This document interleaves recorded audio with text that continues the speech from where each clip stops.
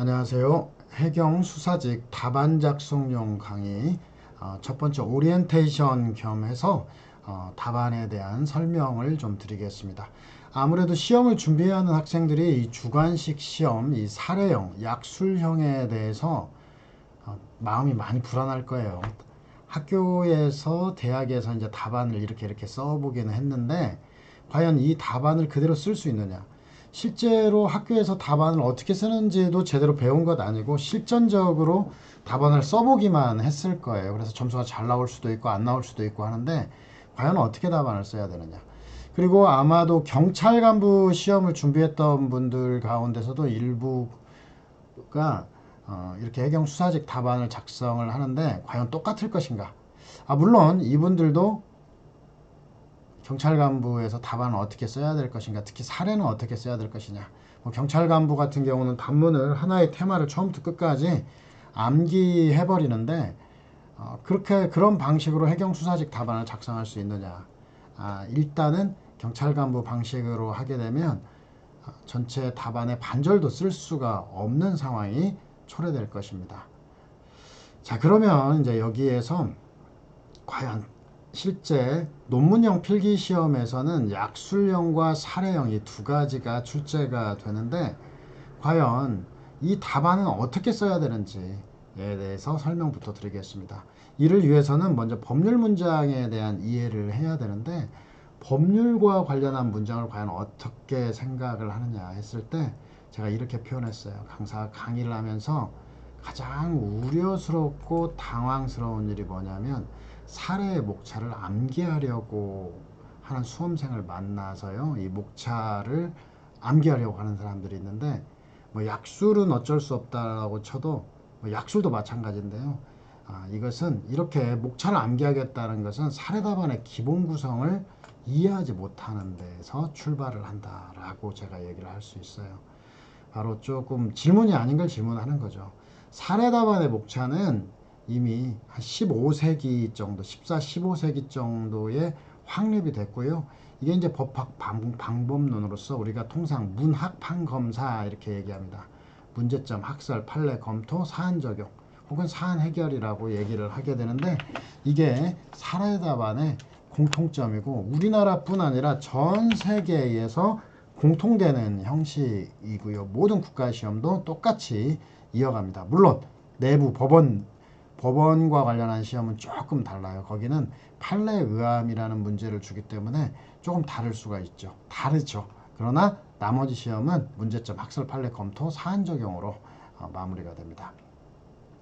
바로 이제 15세기 즈음에 중세의 법학 방법론이 확립이 되는데 바로 파이라킹이라고 하는 방법론이 제시가 됩니다. 이 파이라킹이라고 하는 건 뭐냐? 우리 이런 거 외울 필요는 없어요.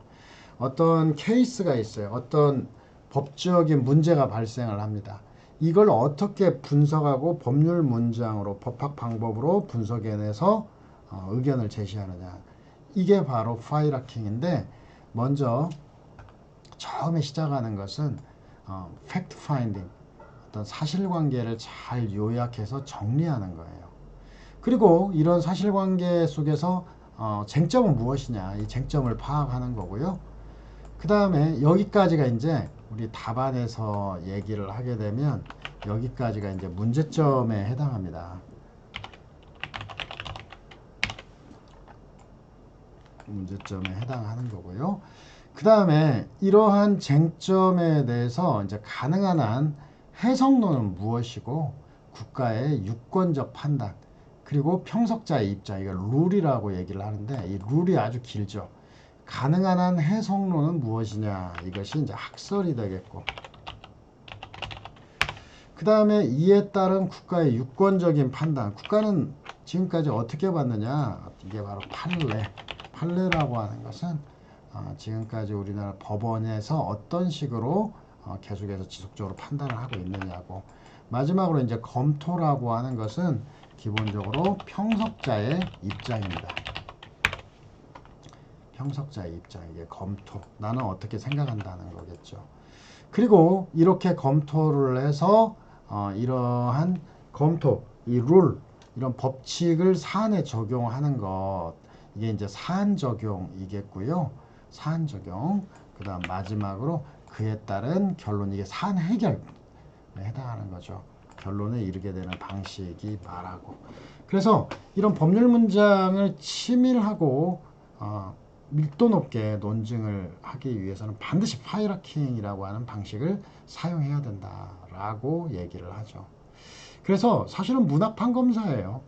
근데 이와 관련한 이제 사례에서는 쟁점이 한 개가 있고 두 개가 있는 문제가 있어요. 우리 시험에서는 지금까지 기출은 쟁점이 한 개가 보통인데 뭐 두 개 있는 것도 있어요. 그러면은 항상 이렇게 써요. 어떤 쟁점에 대해서 나오는 문제점은 무엇이냐. 문제점에서는 어떤 사실관계의 개요를 쓰라고 하는데 다 쓸 수는 없어요. 어떤 등장인물이라든지 뭐 갑이 나온다든지 A가 나온다든지 이런 것들을 좀 써주고 어떤 쟁점도 써주고 그리고 원래는 이제 근거법령을 써주면 좋은데 지금 이 시험에서 근거법령을 모두 다 쓸 수는 없어요. 아는 것만 이제 쓸 수밖에 없죠. 왜냐면 예로 들면은 뭐 경찰 간부, 경찰 승진 시험, 해양경찰 간부, 해경 수사직에서는 법전을 안 주지만 고등고시에서는 전부 다 법전을 줘요. 그래서 반드시 법을 써야 되는데 그리고 이제 어떤 고등고시 정도가 준하는 정도면은 법도 일부 외워서 써야 되는데 우리는 좀 그걸 다 쓰기는 어려워요. 그래서 근거법령을 알게 되면 쓰고 이제 학설이 있으면 이제 학설도 쓰고 그 다음에 이제 판례 대법원은 어떻게 보았다. 그리고 검토 생각건대 해가지고 나는 이렇게 생각한다 하고요. 마지막으로 이제 사안 해결해서 사안을 적용해서 이 사안에서는 예를 들면 뭐 강도죄가 성립한다, 상해죄가 성립한다, 혹은 형사소송 같은 경우는 뭐 절차는 위법하다, 혹은 적법하다 이렇게 처리하는 거죠. 근데 이제 논점 두 개로 나타나는 거, 두 개 이상으로 나타나면 그래요. 문제점에서 논점이 이거다. 논점으로는 뭐 1, 뭐 2가 문제된다 이렇게 해가지고 혹은 쟁점이다 이렇게 해놓고 그에 대해서 이제 학설 판례 검토 사안 적용을 이 안에다 써요. 이렇게 학설 이것도 목차를 잡아가지고 학설 그 다음에 이제 쭉 나눠서 이제 뭐 판례 뭐 이런 식으로 해가지고 해줘도 괜찮고 여러 가지 형태가 있어요. 이건 차근차근 가서 보겠고요. 그 다음에 이에 대해서도 학설 판례 검토 사안 적용 순으로 답안을 작성하고요. 마지막에 이제 여기에서 나오는 사안 적용에서 자세히 적용을 해주고 이 사안은 어떻게 된다 하고 자세히 적용을 해주고 여기도 이 안에 사안 적용에서도 자세히 적용을 해주고 이쪽에서는 이제 결론만 취합하는 거예요. 1은 적법하고 2는 위법하다. 뭐 갑은 상해죄의 죄책을 지고 을은 절도죄의 죄책을 진다. 이렇게 결론만 딱 취합하는 그런 형태로 쓰는 거예요. 그래서 논점이 한 개든 논점이 두 개든지 간에 기본적으로 학설 판례 검토 사안 적용으로 간다는 것은 공통됩니다. 자, 그리고 이제 답안지의 분량이 문제가 되는데 지금 해경 수사직은 시험을 60분간 보고요. 답안지는 23줄 10페이지를 제공합니다. 이거 여러분들의 해경 수사직 답안지가 일반에 나와 있는 것이 없고 아마 시험을 보신 분들도 몇 줄인지 세어보진 않았을 거예요. 그래서 제가 해양경찰청에 교육계 몇 번 전화를 하고 실제 이렇게 부탁을 해서 뭐 페이지는 금방 알려주는데 줄수는 잘 안 알려주더라고요. 근데 좀 세어봐달라 간곡하게 부탁하니까 23줄이다 이렇게 얘기를 했어요. 23칸. 원래 이제 그 경찰 간부 시험은 22줄이에요. 22줄. 경찰 승진 시험은 28줄이고요. 그리고 뭐 물론 뭐 사법 시험 같은 경우는 32줄, 33줄 뭐 이렇게 나오고요. 근데 일단은 제가 경험을 하고 실제 수험생들이 하는 거 뭐 저도 주관식 15년 이상 강의를 했으니까 이렇게 해보니까 이 정도 답안지면 1시간 내 작성할 수 있는 최대 양은 8페이지 정도인데 이 최대량을 쓰라는 그런 시험은 아니에요. 그렇게 시험 쓸 수도 없고요. 이것은 완벽히 암기된 사람이 땡 하면 그냥 도르륵 쓰면은 8페이지를 쓰는 거지 생각을 해가면서 정리를 해가면서 8페이지 쓸 수가 없어요. 뭐 경찰 간부 예를 드는데 경찰 간부는 주관식이 매우 중요하고 통상 1년에 합격하는 사람은 없어요. 2, 3년간 커리에 맞춰서 계속 준비를 하고 그리고 시간도 70분 그리고 22줄 그래서 9페이지에서 10페이지를 써서 합격권에 이르게 되는데 뭐 이렇게 암기한 것만 비교해도 8페이지에서 7페이지인데요. 전체 해경 수사직에서 요구하는 난이도 그리고 실제 시험에 응시하는 사람이면은 5에서 7면 정도 답안이면 충분하다라고 생각이 들어요. 5페이지만 써도 합격할 수 있다. 7페이지까지 뭐 나는 좀 더 암기가 잘 돼 있고 7페이지 쓰면 수석할 수 있을 거예요. 그리고 이제 이걸 계산을 해서 편면적으로 보면 어떤 100점 만점을 기준으로 해보면은 한 페이지당 15에서 20점 정도 15점짜리 문제 혹은 20점짜리 문제가 한 페이지에 들어가는 거예요. 그러니까 20점, 그러니까 5페이지 쓰는 사람은 20점짜리로 한 페이지당 20점씩. 15점 쓰면 한 페이지당 좀 7페이지까지 가겠죠. 그래서 여러분들이 이제 연습을 좀 하다가 내가 몇 페이지 정도 쓴다, 이걸 좀 감을 잡고 하면은 페이지별로 이렇게 문항을 나눠 쓸 수 있을 것 같아요. 그리고 이제 다른 시험의 경우는 양을 많이 쓸수록 점수가 많이 나올 수밖에 없는데요. 그래서 양을 많이 쓰도록 훈련을 많이 시켜요. 근데 양을 많이 쓰도록 훈련할 시간적 여유도 없고 또한 이 시험의 특성상 60분 하는데 어떻게 양을 많이 쓰겠습니까? 사실 사법시험 같은 경우 옛날에 있을 때 뭐 4년, 5년, 6년 뭐 변호사 시험도 로스쿨 3년 했다가 뭐 1년 뭐 더 준비하고 하는데도 엄청나게 공부를 많이 해서 한 8, 90% 내용은 아는 상황을 가정을 하면 거의 다 내용은 다 알아요. 그러면 많이 쓴 사람이 합격할 수밖에 없죠. 그런 시험이지만 이 시험은 단언컨대 내용을 쓰기만 하면 답을 맞추기만 하면 그냥 답이라고 단답은 아니지만 질문에 맞는 대답을 하면은 최소 정도만 하더라도 시험을 합격할 수 있기 때문에 그렇게 할 수가 없어요. 그리고 이제 요구하는 답안이 어느 정도가 되느냐 그리고 예로 들면은 15점 정도를 한 페이지에 쓴다 라고 했을 때 그러면 우리가 준비해야 될 양이 얼마이고 어느 정도까지 요구하는 답안인가를 역으로 추론을 할 수가 있어요. 예를 들면은 이런 것들이 이제 수험생에서 우리가 정답이 무엇이다, 모범 답안이 무엇이다. 여러분 채점하시는 분들은 모범 답안을 만들어 놓고 그걸 보고 채점을 합니다. 근데 어떻게 만들었는지는 이건 비공개예요. 모든 국가시험에서 주관식 모범 답안을 공개한 적이 없어요. 근데 우리가 추론을 해낼 수 있어요. 왜 추론을 해내냐면은 이 점수와 이 시간을 주면 이 정도 이상은 모범 답안을 만들 수가 없어요. 그 이상 만들면은 모범 답안이 그 이상으로 커진다면 쓸 수 없는 것을 모범 답안으로 하냐 말이 안 되잖아요. 그래서 저희 오랜 경험과 노하우를 통해서 이 정도까지가 모범 답안일 수밖에 없다. 물론 그것보다 조금 더 쓰는 거예요. 조금 더 제가 책에는 좀 더 써가지고 그 중에서 어차피 우리가 외운 대로 100% 못 쓰니까 좀 추려내서 쓸 수밖에 없으니까 그보다 좀 크지만 그 정도 선이 완벽한 모범 답안이 될 겁니다. 그래서 이제 결론적으로 해경 수사직에는 양을 집중할 필요가 없고요. 실제 학생들도 50% 이상 답을 맞추는 사람이 없어요. 그리고 양보다는 우선 내용을 정확히 쓰는 데 집중을 해야 되고요. 그리고 이제 서술량은 제가 여러 가지 루트, 시간과 분량, 그리고 공부 수준 이런 것들을 모든 걸 감안해 가지고 만들었어요.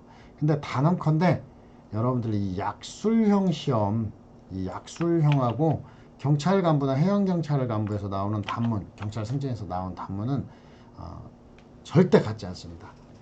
단문은요, 여러분들은 이 흰수리 기본교재에 나오는 거에서 의부터 해가지고 뭐 비교 개념, 그 다음에 요건에서 1, 2, 3, 4, 효과 1, 2, 3, 4, 뭐 해가지고 또 마지막 결어까지 처음부터 끝까지를 그냥 목차를 암기해가지고 다 쓰는 거예요. 그러나 우리 시험에서 요구하는 약술은 절대 그게 아닙니다. 우리 시험에서 요구하는 약술은 서론과 뭐 결론은 있을 수가 있겠는데 그 사이에 학설 판례 검토 위주로 들어간다. 그래서 약술형은 단문과 달리 항상 학설 판례 검토 이렇게 들어가는데 다만 이제 약술하고 사례하고는 좀 차이가 있어요. 왜냐하면 사례는 사안을 해결해서 풀어내는 게 중점이 되지만 약술은 사실관계가 없잖아요. 사실관계가 없기 때문에 학설 내용을 좀 더 써주고 판례 검토, 그러니까 학설 내용이 좀 더 들어간다는 점에 차이가 있겠습니다.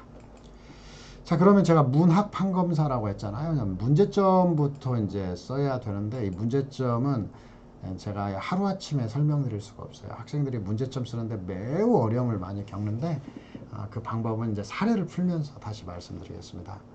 뭐 혹자는 문제점을 보면 전체 답안이 나온다, 배점이 나온다 하는데 타당한 말이긴 하지만 문제점 이렇게 쓰다 보면 백날 길게 써봤자 점수 많이 주지 않습니다.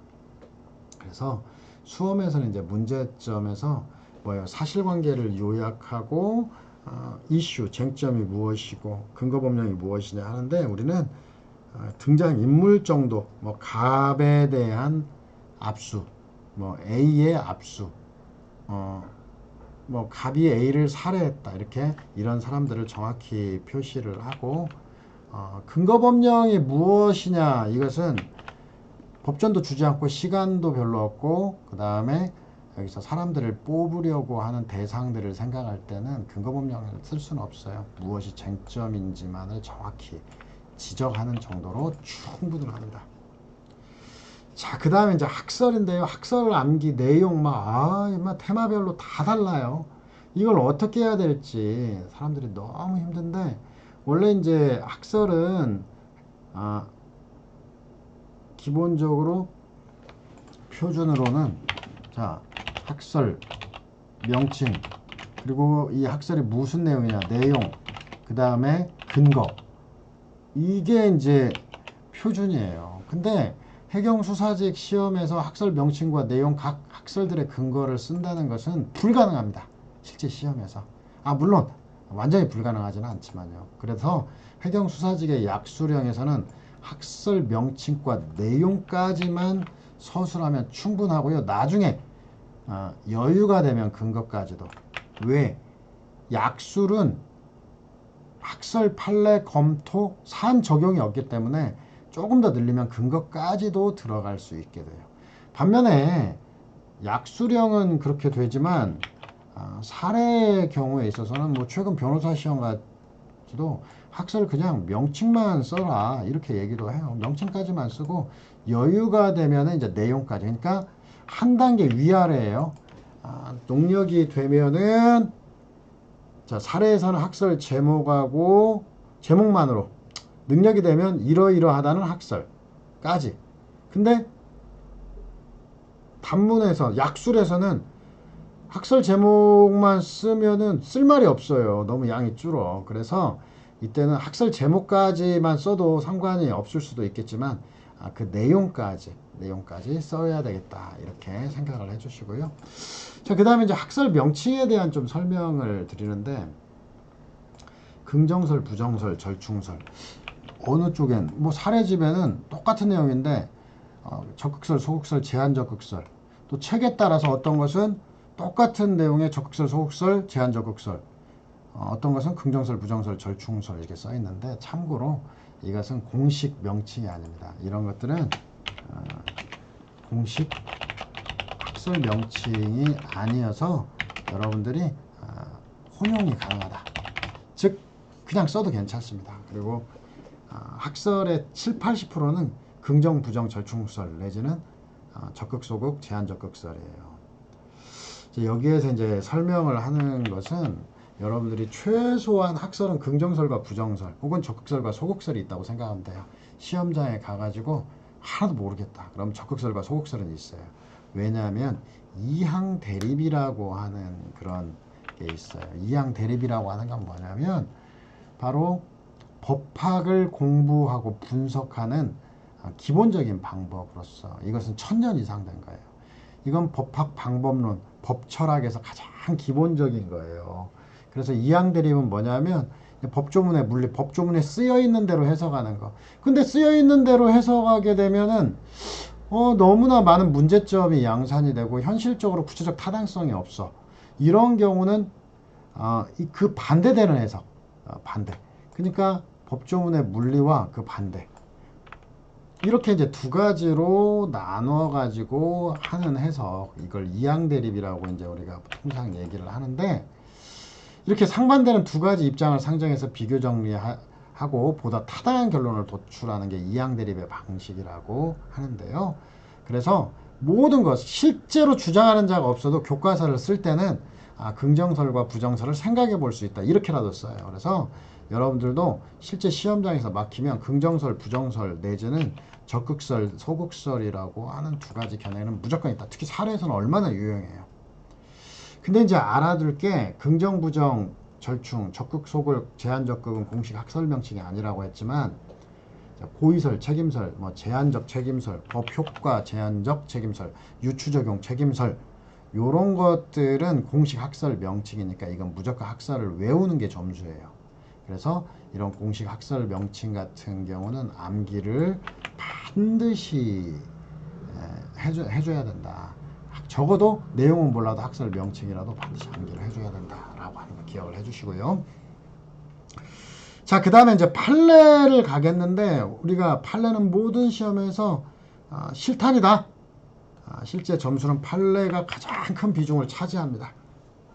그런데 이제 판례를 태도를 정확히 지적하는 게 고득점의 포인트고 합격의 여부를 나누는 거예요. 실제 검토는 판례하고 다른 검토해도 좋아요. 물론 제 책은 97, 8% 한두 개 빼놓고는 다 판례하고 똑같은 결론이에요. 근데 그래도 검토는 내 안은 이 판례 잘못됐다 이렇게 해도 상관이 없는데 판례가 무엇인지 모른다. 이건 안 됩니다. 절대 안 돼요. 그래서 바로 판례를 꼭 써주고, 특히나 이제 판례는 무슨 설이다, 판례 내용은 어떠어떠하고 그다음 판례 내용은 무슨 설이다까지 써주면 더 좋습니다. 그리고 이제 판례는 반드시 2, 3줄은 쓴다라고 생각을 해야 되는데, 옛날에 이제 7, 80년대, 이제 길게 잡으면 90년대, 한 2000년대 초반까지만 해도 판례를 최대한 토시 하나 틀리지 않게 원문대로 외웠으면 점수를 잘 주곤 했어요. 그때는 사실은 문제가 쉬웠고, 이 쉬운 문제에서 차이는 그거밖에 없다라고 생각을 했지만, 요즘에는 절대 그러지 않습니다. 사실 판결문을 쓰는 판사님들도 외워서 쓰는 자 절대 그거 아니에요. 전부 다 찾아서 컨트롤 C, 컨트롤 V에서 쓴다 이 말이에요. 그래서 여러분들 판례는 똑같이 쓰는 게 아니라 비슷하게 쓴다. 판례는 비슷하게 쓴다.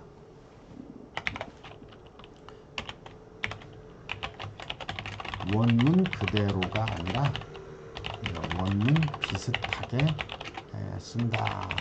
이런 생각을 해야 되는데, 가끔씩은 이제 이 말을 오해해가지고 판례는 긍정설을 취한다 이런 식으로만 갑자기 판례는 소극설이다, 판례는 긍정설이다 이렇게 쓰는데, 이것은 판례는 긍정설을 취한다는 것을 쓰지 않은 것과 똑같이 취급해. 이건 판례 안 쓴 거예요.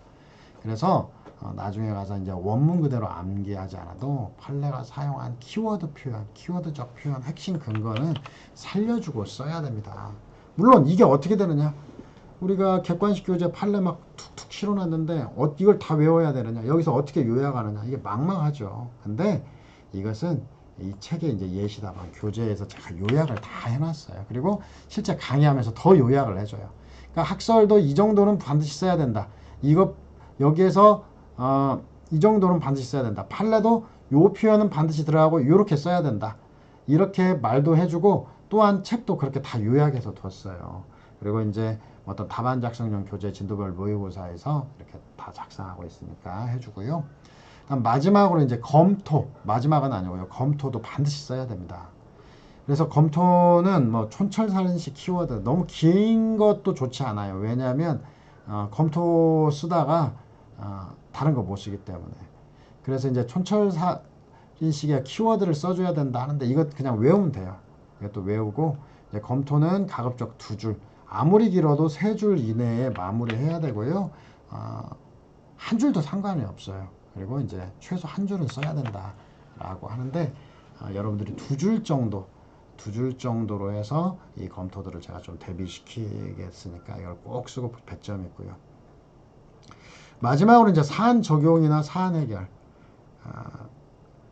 사안 해결이나 사안 적용은 사실은 안 가르쳐줘도 다 잘 쓰더라고요. 왜? 학설 잘 모르고 판례 잘 모르고 검토 잘 모르니까 대신에 사실관계 사안 문제하고 주저리 막 끌어 쓰는데 뭐 짧은 시간에 사실 여러분들이 이제 학설 판례 검토를 잘 쓰게 되면 이렇게 길게 안 써줘도 상관이 없다. 그래서 뭐 구체적인 등장인물 쓰고 어떤 결론 유도하는 정도로 충분을 하게 됩니다. 그리고 이제 아까 말한 대로 사안 적용은 과 사안 해결의 차이는 사안 해결은 항상 맨 밑에 사안 해결은 어떤 질문의 맨 밑에 그러니까 해당 질문 어떤 문항의 맨 밑에 목차이고 이제 사안 적용은 학설 판례 검토 사안 적용 이제 중간 목차 이것도 가면서 점점 배우니까 이렇다 정도만 생각을 해주시면 됩니다. 자, 그래서 이제 23장의 답안에서 23줄의 답안에서 15점이면은 15줄 정도. 그러니까 15점이면은 한 페이지. 그러니까 적게는 15점에서 20점, 한 페이지에서 15점, 20점이니까 어떤 적게는 한 17, 8줄, 많게는 23줄까지 쓰는 게 15점 답안인데요. 이야, 죽겠네. 이거 어떻게 대비하냐. 생각할 건데요. 여러분 생각보다 어렵지 않아요. 자, 여러분들에게 이제 기존에 종합반이신 분들은 연습을 일찍 하신 분들은 했고 아닌 분도 있는데 제가 답안 작성 예시를 한번 보여드리겠습니다. 이게 이제 수사와 내사, 이제 설문 1에 대해서 앞으로 답안은 단문 같은 거 나오던 이건 이제 약술 문제예요. 약술형으로서 수사와 내사의 구별 기준에 대해 논하라 뭐 이런 식으로 나오는 문제예요. 약술형 문제인데 이 약술형 문제에서 이게 만약에 15점을 주었다 이거예요. 그러면 여러분들이 약술형 문제라고 해서 이걸 다 써주는 게 아니에요. 목차는 그냥 1번이면 설문 1, 문제 1이면 문 1에 대해서 실제 우리 시험에서는 문 1, 문 2 이렇게 많이 나오니까 뭐 문 1에 대해서 뭐 1-1에 대해서 1-가에 대해서 이렇게 해주면 돼요. 그런데 이제 수사와 내사의 구별 기준 하면 이제 여기서 수사의 정의, 수사는 어떤 범죄 혐의 유무를 명백히 하고자 하는 수사기관의 활동이다. 이 정도만 써도 돼요. 그래서 공소제기와 유지 여부를 결정하기 위한 활동이다. 그리고 이제 내사의 핵심적인 내용은 범죄 혐의의 유무, 존부를 확인하기 위한 아직 범죄 혐의가 인정되지 않은 단계에서 이 혐의를 확인하기 위한 수사기관의 활동이다라고 했고, 자, 수사와 내사의 구별 기준, 학설, 약수령이니까 내용을 좀 설명했어요. 입건의 존부라는 형식에 의해 판단한다는 형식설. 그게 아니라 범죄 혐의를 기준으로 한다는 실질설 이 두 가지가 있고, 판례는 비슷하게 이게 참 어려운 걸 예로 들었는데 범죄 인지 절차, 입건, 사건의 수리 절차, 즉 범죄 인지 절차를 거치기 전에 범죄 혐의가 있다고 보아 수사를 개시하는 행위를 한 때, 이때 범죄를 인지한 것으로 봐야 된다. 이걸 이제 줄여가지고 이때에 수사가 개시된다 해서 실질설의 입장이다라고 하는데요. 이제 판례는 지금 3줄 정도로 잡았어요. 그리고 이제 검토 생각건데 법원, 형사소송법의 이제 법의 해석의 기준인 형사소송법. 실제 시험에서는 이제 196조, 197조이랑 못 외워요, 사실은. 뭐 이거 외울 수도 있는데 기억나면 쓰는 거고 못 따면은 못 써요. 그러니까 법원인 형사소송법에 따라 이렇게 이제 나중에 갈 거예요. 실질적으로 어떤 범죄, 그냥 범죄 혐의가 있음을 외부적으로 표시하였는지, 어떤 범죄 혐의의 존부를 기준으로 판단하는 실질설이 타당하다. 이 정도로 쓸 건데, 야, 이 내용이 이제 15점이라고 얘기를 하는데, 여러분 이게 23줄인데 한번 볼까요? 23줄 별거 아니에요, 여러분. 자, 이게 이제 23줄에서 여기서 이제 답안을 어느 정도 썼느냐. 자, 하나, 둘, 셋, 넷, 다섯, 여섯, 일곱, 여덟, 아홉, 열, 열하나, 열둘, 열세, 열네. 이건 뭐 하나 위로 당겼다고 치고 열다섯, 열여섯, 열일곱, 열여덟 줄이잖아요. 엄청 많은데 이렇게 쓰는데 한번 생각해 보세요. 자, 한 줄, 이거 한 줄 띄워먹고 지워볼까요? 이거 한 줄 띄워먹고 자, 이거 한 줄 띄워먹었어요. 자, 이거 목차 하나 띄워먹고 여기도 사실은 실제 가서니까 한 칸 띄워도 돼요. 근데 또 목차 하나 띄워먹고 여러분 학설 목차 못 써요? 쓸 수 있죠. 판례 목차 쓸 수 있죠. 검토 목차 쓸 수 있죠. 벌써 하나, 둘, 셋, 넷, 뭐 한 칸 띄면 다섯, 여섯, 일곱 줄 빠졌어요. 그러면 실제 쓰는 게 뭐예요? 사실은 여기는 나중에 여러분들이 말하는데 이 부분은 이렇게 이걸 이제 문제점이라든지 뭐 이것은 약술형도 필수 아닙니다. 필수 아니에요. 그냥 문제점에서 수사와 내사의 구별 기준이 문제된다. 이런 식으로만 써줘도 돼요. 이걸 전체적으로 어떤 수사와 내사의 구별 기준이 문제된다 하고 위에 목차도 그냥 문제점이라고 바꿔도 돼요. 그러면 얘 날리고 실제로는 학설, 형식설과 실질설 두 줄. 그 다음 판례는 좀 외워주는 게 좋겠죠. 이게 목숨 걸고. 그리고 이것도 판례, 검토도 제가 더 줄여줘요. 이렇게 못 쓰더라도. 이건 지금은 한 3개 배우고 4개 배우고 5개 배울 때는 쓸 수 있지만 이게 테마가 외울 게 한 40개 된다. 30개 된다. 그러면 일일이 다 외우는 게 과연 떠오를지 안 올지 이건 알 수 없죠. 그래서 법원인 형사소송법의 규정에 따라 이렇게 이제 바꿀 거예요. 법원인 형사소송법의 이제 뭐 규정에 따라 이제 나중에 실제로 바꿔가지고 실질적으로 수사기관이 범죄 혐의 있음을 외우러 표시하였는지를 기준으로 하는 실질설이 타당하다 이렇게 외울 거예요. 그럼 실제로 외울 것은 하나, 둘, 셋, 넷, 다섯, 여섯, 일곱, 여덟 줄 정도가 돼요. 8줄만 외우면 15점짜리를 처리할 수 있다는 거예요. 수사의 개념, 내사의 개념, 남들보다 15점짜리에서 3, 4점 더 맞으려고 3점 정도, 2, 3점 더 맞으려고 할 수 있지만 실제 우리 약술형은 여기서부터 여기까지가 중요 배점으로 두고 있어요. 15점에서 여기서 여기까지가 한 12점은 두고 있는 것 같아요.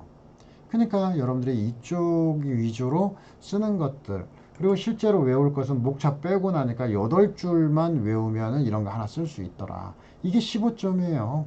그리고 책은 길지만 제가 이 부분을 답안 작성용에서는 여기 8줄 쓸 것을 답안 작성용에서는 한 12줄로 해놓고 실제로 제가 여러분들에게 강의를 하면서 코치할 것은 이걸 또 8줄이나 7줄로 줄여주는 거예요.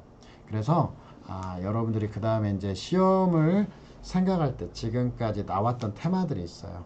어떤 형법 약술은 형법 총칙에서 이론 파트, 그 다음에 형사소송법도 단문이 아니라 약술이고 이 약술이기 때문에 어떤 경찰간부 시험이라든지 해경간부 시험에서 쓰듯이 톡톡톡톡 해경간부 시험은 형사소송법이 없죠. 근데 경찰간부 시험에 쓰듯이 그렇게 처음부터 끝까지 외워 쓰는 게 절대 아니고 학설 판례 검토 위주 뭐 사경 작성 피신조서의 증거 능력에 대해서 논하라고 하게 되면 증거 능력 요건 그리고 그 요건에 대한 내용들을 탁탁탁탁 서술하는 정도의 내용이에요. 그래서 여러분들이 크게 우려하지 마시고 이 답안 작성용 강의는 일단 예상 논점을 선별하는 게 하나 그리고 예상 사례도요.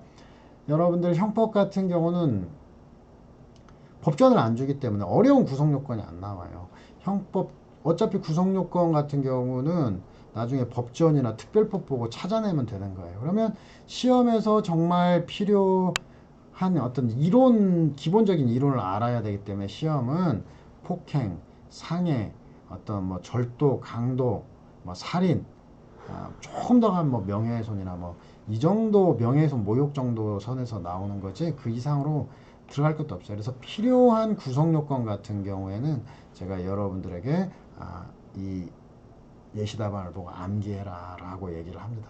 그러면 그 정도 암기를 하고요. 그 대신에 어떤 이론적인 형법 총론의 이론적인 문제들에서 꼭 나올 수 있는 것들을 우리가 대상으로 준비만 하면 되겠고요. 그것도 많지도 않아요.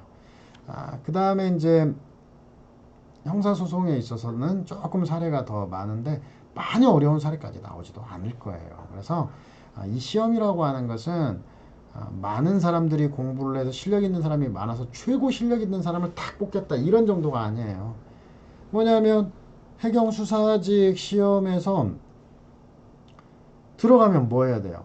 경찰 수사권이 독립돼 가지고 예전에는 육경으로 보낸다거나 아니면 검찰로 보낸다 이걸로 해서 끝낼 수 있는 사안들을 직접 수사를 해서 송치 혹은 불송치 결정을 내려야 된다 이 말이에요. 그러면 어떻게 되겠어요? 일단 불러다가 놓고 조사는 해야 될 거 아니에요.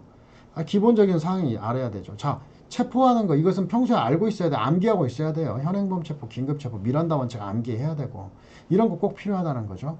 그다음 두 번째로는 조사를 하면서 기본적으로 글은 쓸 줄 알아야 될 거 아닙니까? 말은 해야 될 거 아닙니까? 그래서 주관식이 필요한 거예요.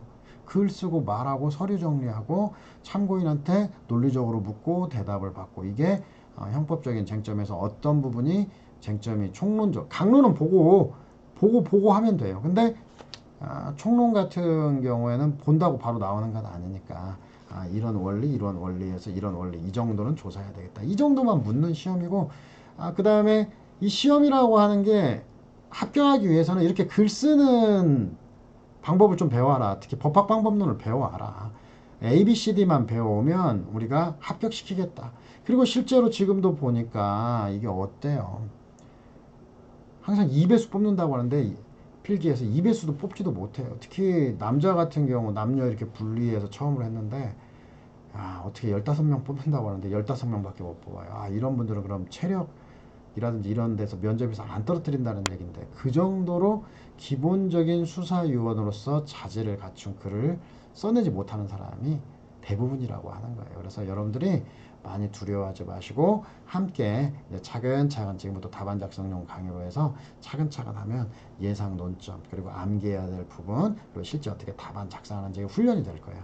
이 훈련을 마치면은 제가 이제 추석 지나고 하려고 했는데 아마 10월 달에 들어가서 진도별 모의고사를 할 수도 있어요. 조금 실력이 쌓여서 진도별 모의고사를 보는 게 맞지 정신없이 막 진도만 따라오다가 모의고사 보면은 이것도 나중에 문제로 눈으로 보는 그런 게 돼요. 그래서 여러분들이 어차피 11월 6일에 시험 보면은 어떤 마지막 준비할 거 한 2주에서 3주 한 20일 정도 남겨놓고 그 사이에 그러니까 20일 전 까지 맞춰서 10회를 한 이틀이나 3일 단위로 딱 시험 보는 게 좋아요. 그래서 뭐 9월 말부터나 10월 초부터 이제 시험을 볼 거니까 여러분들 그것도 생각을 해주시고요. 최대한 빠른 속도로 이 답안 작성용을 보면서 이제는 제가 밑줄 긋고 요약하고 암기하라는 건 이제는 암기를 해야 돼요.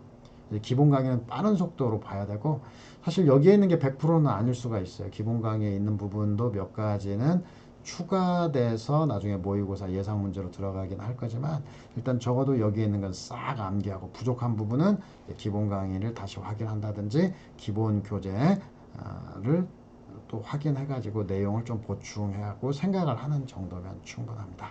이렇게 해서 첫 번째 인트로 바로 답안 작성이란 무엇이냐에 대한 설명을 마치도록 하겠습니다. 감사합니다.